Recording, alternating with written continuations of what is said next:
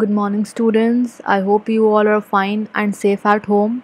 So, here I am with my lecture number 22 of Elementary Economics, class 9th. So, students, in this video, I shall be covering chapter number 4, that is types of economies. Students, already I have made two parts of this video, and this is the third part. So in the previous video I have explained you that what is the meaning of economic system. We have also discussed the various types of economies in our country. There are three types of economies: capitalist, socialist, and mixed economy. So already we have discussed about capitalist in the last two videos. So now in this video, just I shall be starting the second type of economy, that is socialist economy. So let's proceed to our topic number 1, that is meaning of socialist economy. Now already students, I have explained you the meaning of capitalist economy. Let's quickly revise that. Capitalist economy, where the ownership is being controlled by the private individuals, where the ownership is being controlled by the private individuals, that is known as the capitalist economy. Private entrepreneurs, or you can say all private individuals, you can say. So that was controlled by the capitalist. Now talking about meaning of socialist economy, a socialist economy is defined to be an economy where the government represents the workers and where all economic decisions are taken by the government.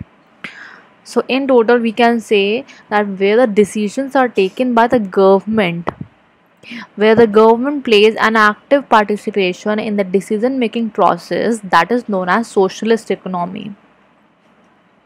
Where the government represents the workers, where the government takes the decision making process, what to produce, what not to produce, how much quantity it is to produce, what proportion is to be used for the raw materials. So all this, the economic decisions, means the decisions relating to money, is taken by the government. In the capitalist, we have talked about that it was taken by the private entrepreneurs, private businessmen, or the private individuals. But in socialist economy, all the decisions are taken by the government. So that is socialist economy. I hope the meaning is very much clear to you. It's not very difficult, where all the economic decisions are taken by the government, and that is known as socialist economy. Now let's talk about the second topic, that is characteristics of socialist economy. uh, for characteristics you need to learn at least a minimum of 5 points. There are various points present in your book, but you can learn any 5 of them, whichever you want.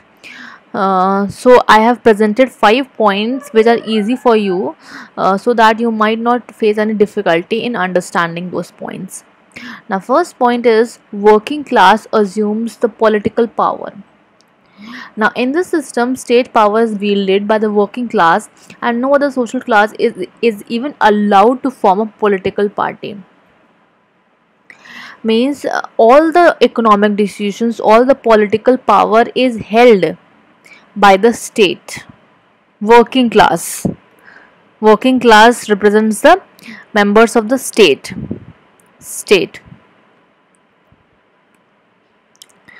So in this system, state power is held wielded by the working class. No social class is even allowed to form a political party. Those who are working in our country, they will form a working class. They are the part of the working class, and they will further fight the election, and if they will win, they will work for the country.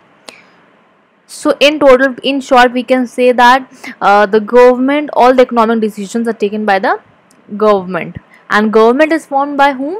Of course, by the working class, the citizens of the country. Working class means citizens of the country. So I hope the point is clear to you.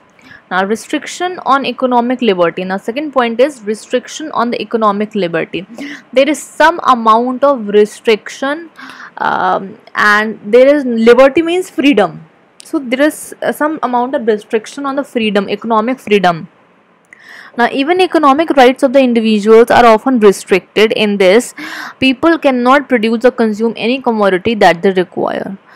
So, in a socialist type of economy, certain liberty is restricted. Not, we can say, to the full extent, but to a certain extent, such liberty is restricted. Means the producers cannot produce whatever they want, and just consumers cannot get what they want. There are certain restrictions, there are certain guidelines which the producers as well as the consumers need to follow it. And if we are to follow certain guidelines, so that means we are not having liberty, we are not having the complete liberty which was there, as we have discussed in the capitalist economy. There was a complete freedom in the capitalist economy features. We have also discussed that there was a complete freedom. Producers can sell whatever they want, consumers can get whatever they want, but this is not the case in the socialist economy. They are not having the complete freedom to produce or to buy the goods and services. So there is certain restriction on the economic liberty. I hope the point is clear to you. Now, third one is absence of right to property. This was the essential feature in the capitalist economy which we have discussed in the previous video, that the private individuals have the right to own the property. Just even if whatever business they are carrying on, apart from that business, they have the right to own whatever property, whatever land they want. There is no, there is no illegality of holding any personal property of the capitalist. But in case of socialist economy, the members do not have the right to own the property. Right to own property is absent in the socialist economy. Personal property is rarely seen in the socialist system. All the economic resources are owned by the state. Now, just understand this point with one example. Suppose there are some resources which belong to the entire country, like you can say, diamond is extracted from beneath the surface of the earth. Now, will that diamond be, suppose diamond is found, will that diamond be, this can be owned by one individual? It can be owned by one individual? No, because that is the property of whole country. So one owner cannot become the, this owner of that diamond, this until and unless he buys the diamond. So right to property is generally absent, and personal property is rarely seen in a socialist kind of system. Nobody have the right to own the property in that socialist system. Now, fourth one is existence of economic planning. In the capitalist economy, they also work according to certain guidelines, but the guidelines are not properly framed, and if they are framed according to the their organization. Suppose there are three companies. One company is there in a capitalist economy. I'm talking about capitalist economy. One company is there, second company is there, third company is there. So all the companies will frame their rules according to their own company. They will frame the different rules. They will frame their different rules, and they will frame different rules. So in a capitalist economy, all the organizations or all the company will frame their economic planning in their own different ways. But in a socialist economy, they have the common economic planning. The government prepares the economic planning which will be applicable to all the companies at the same time. And thus they have the proper economic planning. The government establishes a planning department for that purpose, for prepare the economic planning of how they will conduct the activities, how they will produce the goods, how they will distribute it. All such planning is done by the planning department. A separate department is being set up for that purpose, and this department decides how much of which commodities to produce, what technology is to be used, and consumers will get in what quantities. So all the decisions of the economic are taken by the planning department, and this planning department is being set up by the government, and they decides how much commodities is to be produced, in what quantities, how much varieties to be used, what raw materials can be used, what type of technology they can use, and consumers will get in what quantities. So all the economic decisions are taken by the economic planning, through economic planning, and that is done by the separate planning department. So that was the fourth feature of the socialist economy. Hope you have got it. Now talking about the fifth feature is social equity and justice. In socialist economy, there is greater chances of social equity and justice. We cannot say that there are full chances, but there are greater chances of social equity and justice. Why? Because here the primary objective of the economic system is to establish socio-economic equity and justice in the country. And if we talk about the capitalist economy, their main motive was to earn the money. But in the socialist economy, their main motive is to just establish the justice and the equity, that all the people should get equal amount of satisfaction. There should be no discrimination based on the caste, creed, color, religion, etc. So government very much just make ensure that all the types of discrimination are removed, and all the types of people should get equal amount of benefits. So there are, in this type of system, there are greater chances of the social equity and the justice. The meaning of equity is equitable opportunities, equal opportunities. So I hope you have the merits of the features of the socialist economy are clear to you. So let's talk about merits of the socialist economy. The first merit is absence of economic exploitation. In this type of economy, economic exploitation is very much absent, to a greater extent. We cannot say that it's fully absent, but it is absent to a greater extent. And if we compare with the capitalist economy, the economic exploitation is more, because in that case there are capital, there are private entrepreneurs, and their main motive is of course to earn the profit, and for profit they can go to any limit, and for that purpose economic exploitation is more in that case. Now talking about socialist economy, in this system all the economic decisions are taken by the government to safeguard the interest of the common people. Hence economic exploitation of the working class remains absent. So all the economic decisions are taken by the government just to safeguard the interest of the common people, and therefore there are less chances of the exploitation of the working class as well as the poor class. So less chances of economic exploitation, just it is absent, and the people can get equitable opportunities, equal benefits, equal desires. So I hope the first point is clear to you. Now second point is more equal distribution of income and wealth. In this type of economy, the distribution of wealth and the income is more appropriate than the capitalist economy, because in the capitalist economy their main motive is to earn money, and every individual is trying to earn more money. So with that, what is happening, rich are becoming more richer and poor are becoming more poorer, because poor or the working class are being exploited. They are not provided the equal opportunities in the capitalist economy,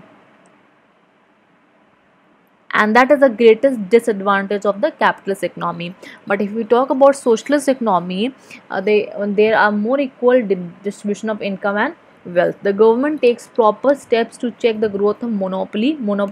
I have told you the meaning of monopoly, where there is only one one power, or one seller, you can say one seller who is selling the goods, one seller of the commodity, and there is no other seller who can sell the commodity. Like in case of electricity department, only one department is there who is providing the electricity. There are no private entrepreneurs selling the electricity.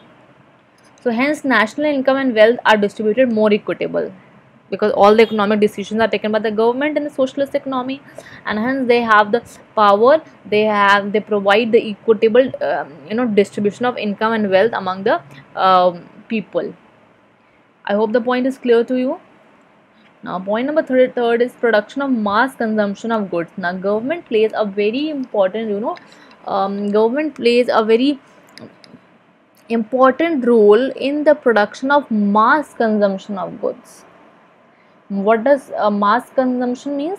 Those goods which are consumed by the mass people, group of people, large group of people. The goods which are consumed, which are consumed on daily basis, which are consumed regularly, which are consumed by a large number of people. The government places focus on the production of those goods which are required by large number of people.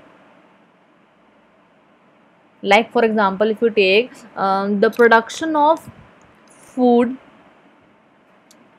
if we take food,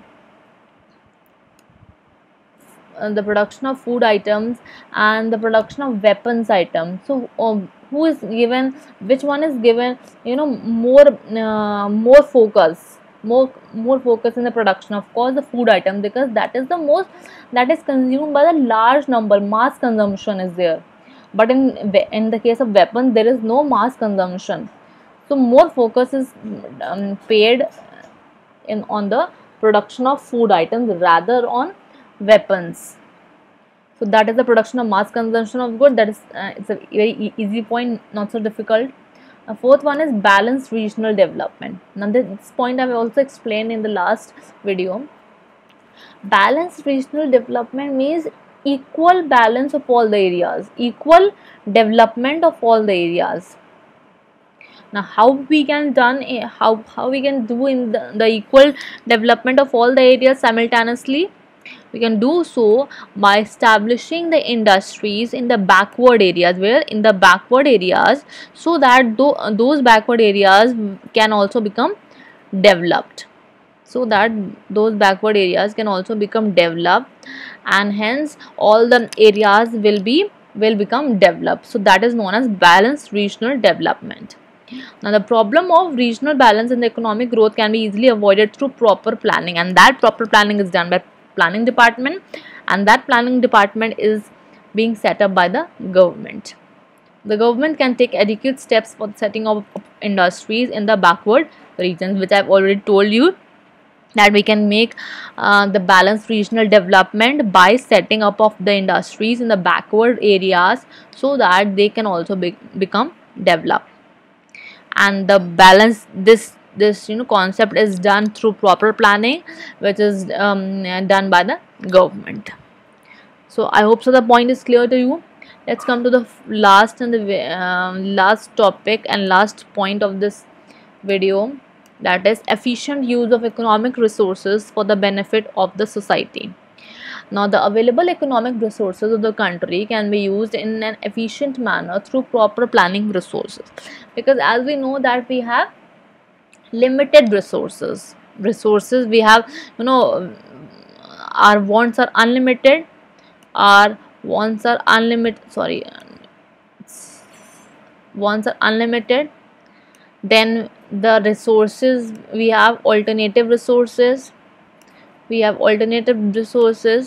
so that alternative resources should be, utilized in the most efficient manner, so that those resources are not wasted, because already they are less in number, and hence those resources must not be wasted. So proper utilization of those resources can be done through proper planning process, and that planning process is of course done by the planning department, which is appointed by the government. So here also the greater benefit of the society gets prime importance. So socialist economy is the most, distinguishing feature of the socialist economy is that it plays more focus on the satisfaction of the needs of the consumers, how the society can be benefited. All the means the prime importance is the benefit of the society rather than earning the profits. I hope the point is clear to you, and this was the end of this video. So keep on revising, students, and thank you for watching. Have a nice day, students.